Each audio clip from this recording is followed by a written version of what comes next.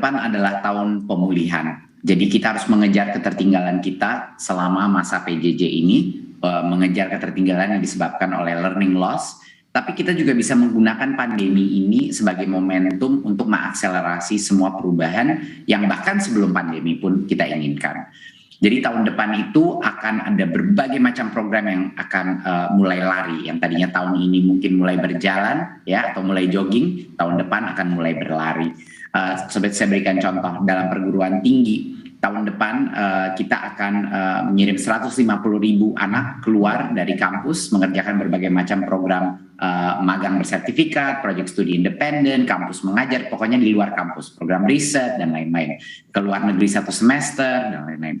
Yang tadinya tahun ini cuma 50.000, tahun depan 150.000. Kita juga di perguruan tinggi akan memperbesar anggaran untuk matching fund, di mana kita akan menyediakan dana padanan bagi industri yang investasi di dalam suatu proyek inovasi, riset, apapun di dalam universitas akan diberikan matching fund. Jadi besar sekali anggaran kita kerahkan untuk membuka sekat-sekat dalam perguruan tinggi, baik untuk mahasiswanya maupun juga untuk dosen-dosennya.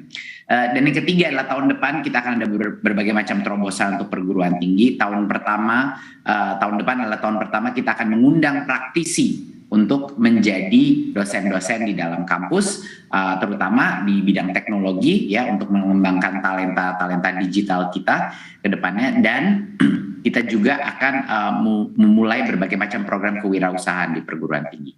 Untuk pendidikan dasar dan menengah ada berbagai macam hal. Digitalisasi sekolah adalah tema terbesar. Kita akan distribusi laptop, alat TIK, proyektor, wifi router terbesar di sejarah Indonesia akan kita lakukan untuk mempersiapkan anak-anak kita untuk era digital ini dan untuk membantu guru-gurunya melakukan terobosan-terobosan inovatif.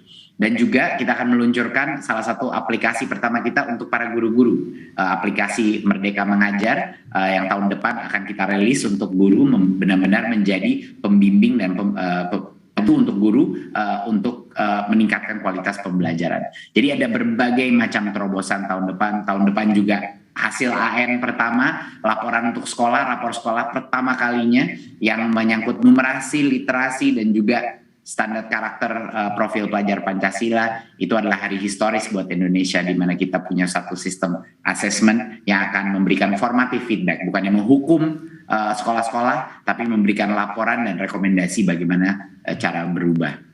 Ini jadi terobosan yang diapresiasi. Bicara soal terobosan, dalam beberapa survei, salah satu program penanganan pandemi yang diapresiasi publik adalah bantuan kuota data internet bagi peserta didik dan pendidik, Mas Menteri. Nah, baru saja Mas Menteri juga memberikan tambahan bantuan kuota data internet untuk peserta didik dan pendidik. Tolong jelaskan dong bagaimana memang mengenai tambahan bantuan kuota data internet pada bulan Desember ini, Mas Menteri. Iya, ini kami kuota data internet itu salah satu program yang paling populer karena benar-benar membantu di masa PJJ ini, karena cost data itu menjadi meledak pada saat PJJ itu terjadi. Jadi kita memberikan tambahan bantuan kuota kepada pendidik dan peserta didik ini didasari kebijakan pemberlakuan pembatasan kegiatan masyarakat karena PPKM dalam instruksi Menteri Dalam Negeri. Nah, bantuan kuota data internet ini dimulai disalurkan tambahannya secara bertahap dari tanggal 11 sampai 15 Desember. Dan kita akan memberikan tergantung masa jenjangnya, dan tambahan bantuan kuota pada bulan Desember ini disalurkan kepada nomor ponsel yang akan mendapatkan bantuan paket kuota data internet pada bulan November 2021. Ya, ini mungkin adalah hadiah akhir tahun bagi para pelajar yang sekarang lagi mengalami transisi ke tatap muka, untuk juga mempersiapkan bagi banyak yang mungkin masih belum full offline, tapi harapannya tahun depan mayoritas daripada murid-murid kita sudah melakukan offline. Bicara soal capaian di tahun 2021 ini, Mas Menteri, Kemendikbudristek akan memberikan KIP Kuliah Merdeka kepada 200.000 mahasiswa baru berprestasi yang berasal dari keluarga tidak mampu. Ini jadi hadiah yang luar biasa. Melalui Merdeka Belajar episode ke-9, Mas Menteri juga telah mengubah biaya pendidikan atau uang kuliah sesuai prodi dan biaya hidup penerima KIP sesuai dengan indeks harga. Sebenarnya apa yang mendasari perubahan kebijakan itu? Sebelumnya, program KIP itu salah satu program transformatif ya, cukup luar biasa, bisa meningkatkan akses kepada anak-anak yang kurang mampu kepada pendidikan perguruan tinggi. Tetapi kita melihat ada beberapa isu dari masukan dari berbagai macam kalangan masyarakat, karena dulu itu KIP kuliah itu hanya 2,4 juta per semester biaya untuk UKT-nya. Dan juga biaya hidupnya itu disamakan di kota apapun. Nah, hasilnya adalah banyak anak-anak kurang mampu dari keluarga kurang mampu yang punya prestasi sangat baik, itu mereka takut atau tidak mau atau tidak boleh mencoba masuk ke dalam program-program prodi-prodi dan universitas-universitas yang terhebat karena satu, kemahalan, ya, tidak mampu bayar karena cuma 2,4 juta mungkin beasiswanya itu. Dan yang kedua adalah biaya hidupnya juga banyak orang tua bilang, aduh nggak usah deh ke Jakarta, nggak usah ke Surabaya, nggak usah ke Bandung, ke Makassar, karena kemahalan, kita nggak mampu gitu. Jadi kita ingin anak-anak dari keluarga yang nggak mampu yang berprestasi ini bisa bermimpi setinggi langit. Jadi kita ubah skema KIPK ini sehingga untuk yang prodi A itu bisa sampai dengan maksimal 12 juta. Untuk yang prodi B bisa sampai maksimal 4 juta.